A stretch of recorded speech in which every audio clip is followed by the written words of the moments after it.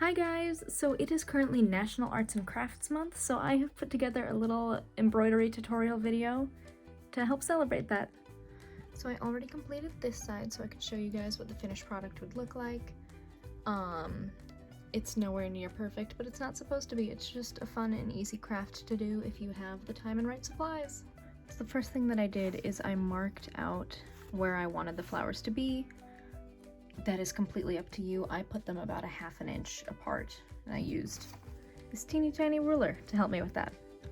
Okay, so the next step would just be to separate your thread from the 6 strand it comes to into 3 strands, then cut it to the desired length and thread the needle. That takes way too long for me, so I did it off camera.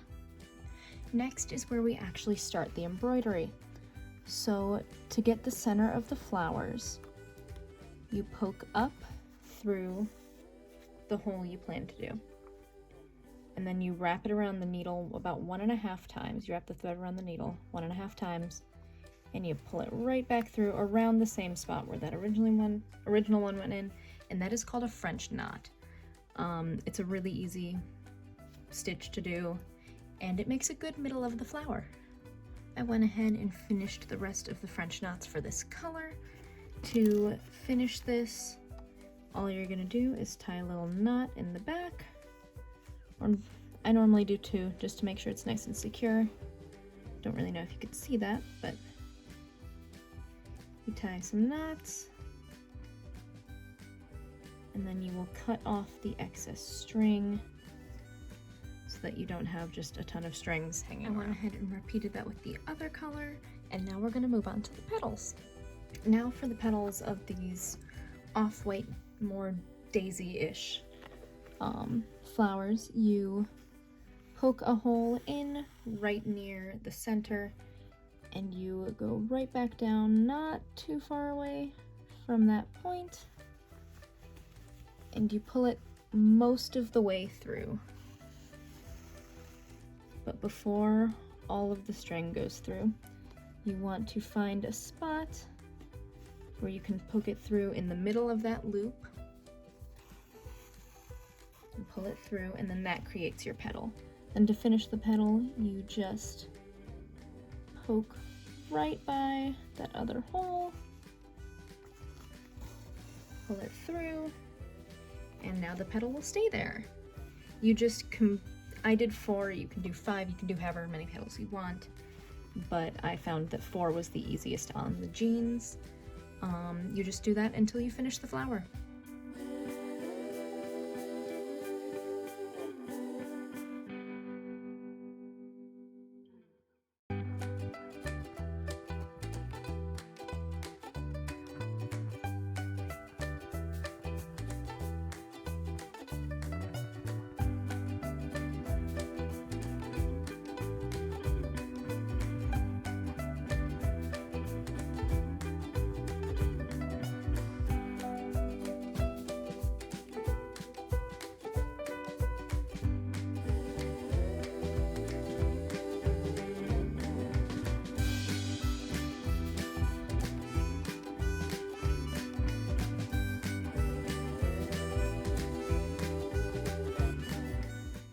Okay, so I finished up all of the daisies, and then I went ahead and did one of the little sunflowers, and I'm going to show you how to do those now. This one is even easier than the daisies.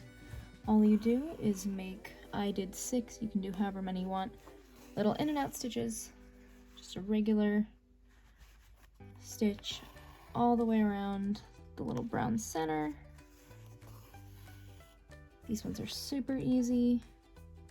Go by a lot faster than the daisies do.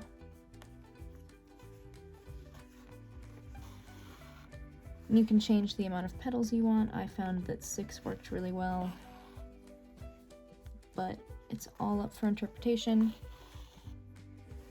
I'm nowhere near a pro, but I think that applying the skills that I learned in early quarantine when I first took up embroidering, I think it's a really fun way to spend time, and I like being able to make things with the skills that I learned. Gonna go ahead and finish the rest of these, and then I'll show you the finished product. Okay, here is what the pockets look like when they are all finished. This really didn't take me that long, and it was a super easy way to revamp and personalize some old clothes. I hope you enjoyed!